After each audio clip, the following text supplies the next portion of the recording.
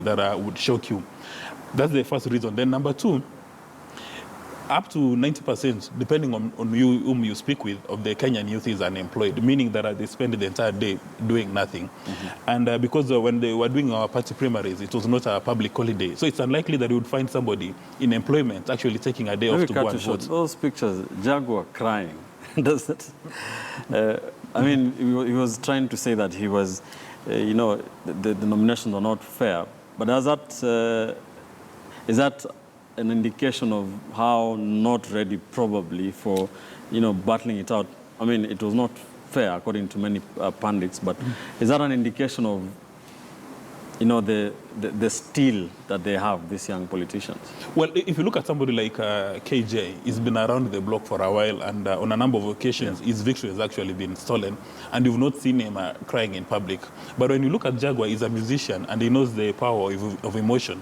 You even saw when he met with the president at the party head offices, he was very emotional. And probably being emotional has given him a ticket, because Commander has been kicked out.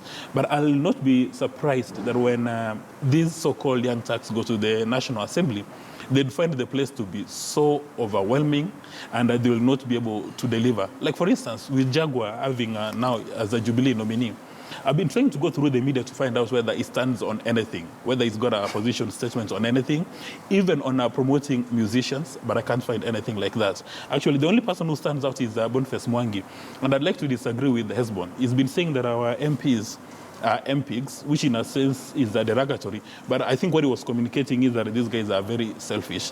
Maybe he's the only person who will make a difference. But when you look at his policy statements, in my view, they're upside down, because he says as soon as he goes to the National Assembly, he's going to work on reducing the salaries of MPs, which in my view is a logic upside down, because we don't have a problem with the salary of MPs. Our problem is their productivity.